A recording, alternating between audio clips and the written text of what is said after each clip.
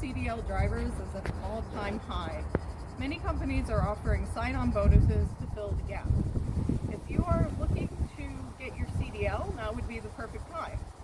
Hi, my name is June Moulis and I'm an arborist at Lucas Tree Experts. I'm going to go through the pre-trip inspection and break it down into smaller pieces to make it easier to remember. The pre-trip inspection is the largest part of the CDL road test, and it can be hard to remember if you're not a mechanic because of the number of components and parts that you need to identify and explain. So we're going to start with our engine compartment. I start with all my fluids. The important fluids to take a look at are the coolant, the power steering fluid, the transmission fluid, the oil, and the windshield wiper fluid, which on this vehicle is located on the other side. You want to make sure that they are all above the fill line and below the maximum line, and that is what we call operational level. You want to make sure nothing is cracked, bent, or broken, and that there are no visible leaks. The next thing I want to check for are the three main engine components that the CDL handbook requires that you be able to identify. I have my alternator over there. I have my water pump, which is in the center here behind this belt, and it is belt driven just like the alternator. And then I have my air compressor, which is back here. Everything is securely mounted to the vehicle. It's not bent, broken, or damaged. And the next part that I take a look at is the steering. This is the steering shaft. It goes down into the steering gearbox, the pitman arm, the drag link, and into the steering knuckle. Nothing is cracked, bent, or broken, and it's securely mounted to the vehicle. The next system that I would like to check is my suspension. You have your leaf spring mount, your leaf springs, two U-bolts that connect them. Nothing is bent, cracked, or broken, and it's securely fastened to the frame. The other thing to note about the leaf springs is that there's not missing pieces and they're not scissored. From there, I'm going to check out the brakes. I have the air line for the ABS, and I have the brake line. I have the brake canister and the brake drum. The brake drum does not have any cracks. It does not have any bluing, which would indicate that it would have heat damage from brake fade. You also want to check the slack adjuster. It should have no more than 1 inch of play. I've never found one that's had any adjustment at all, but it's important to note that. You also want to check the belt. Make sure it's not too loose, not too tight. There's not a set standard for this, so it's based on manufacturer specifications, so make sure you look that up for your vehicle.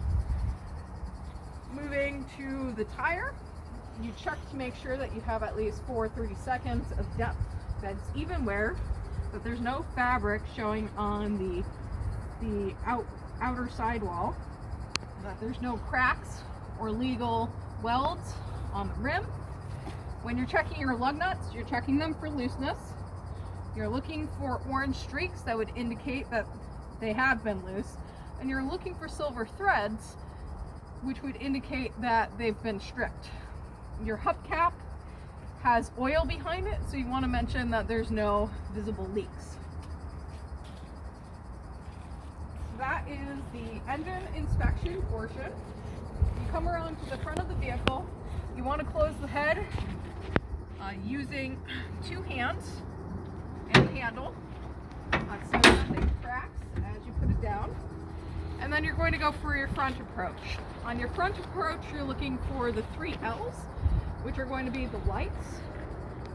You look for a lean, and you look for any leaks. You want to see that the lights are clear, clean, and free of cracks.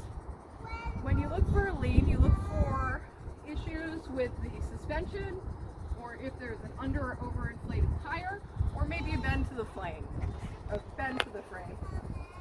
You want to make sure you're not leaking any fluids, which we checked under the hood, but you want to make sure nothing's leaking out the bottom. That would indicate a problem. And then we're going to do our side approach.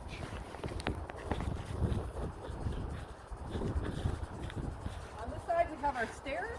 They're not cracked, bent, or broken. they're securely fastened to the vehicle. We also have our diesel tank. It's not cracked, bent, or broken. There are no visible leaks. It has a non-vented cap, which is a safety feature. It also has a chain that retains it from falling off when you're refueling. And it has a gasket that creates a proper seal. Over here we have our DEF tank. It's not cracked, bent, or broken. It's securely fastened to the vehicle. It also has a non-vented cap with a plastic retention device to stop it from falling off. When you come over here, you want to check your mirrors. Make sure they're not cracked, bent, or broken, and they're securely fastened to the vehicle. You want to check the fasten here rather than over here, because these mirrors fold in and they can throw off your mirrors from when you do your road test. Going down the side of the vehicle, you have your drive shaft. You want to check your universal joints. Make sure there's no cracks or bends, and that is securely fastened to the vehicle. In the back, we have dual tires. Don't go under the vehicle because that would count as a fail for your test, but you want to feel in between to make sure there's no rubbing, there's no debris stuck in here. And similar to the front tires, you check the general condition. The tread depth for the back tires needs to be 2/32. And check your lug nuts as well. And then we continue to the back. The back of our bucket truck has an ICC bumper. Just like the front, we're going to take a look underneath, look for any leaks. We're looking for any bends, any cracks or illegal welds in the frame. And you want to mention that everything is securely fastened to the frame. We're going to continue along the side. When you do your side approaches and your CDL test, you only have to do what's different.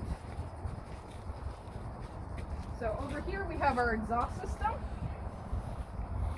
Here you're looking for rust at the joints that is beyond normal wear, and you're looking for any black soot that is not at the end of the tailpipe. It's okay if you have black soot at the end of the tailpipe, but there shouldn't be anything on the front port of it, because that means that you have an exhaust leak. Under here we have our air tanks. These ones have to be manually emptied every night so that there's no water buildup that can affect your air brakes. So we do this test, and because there's no water, that means our air tanks are only air and it won't affect our braking system.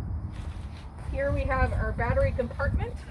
I'm not going to take the case off. The instructor normally won't require that you do so.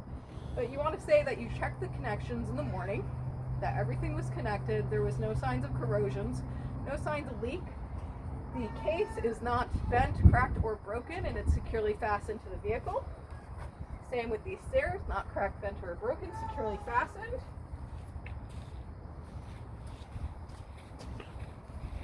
And that's your basic pre-trip for a bucket truck. That's the anatomy. I was using a Class B vehicle with air brakes. When you do your practicing, you want to make sure that you're using the same vehicle that you're going to test on, or the same class of vehicle. This one has air brakes, so I can get my air brake enforcement with it.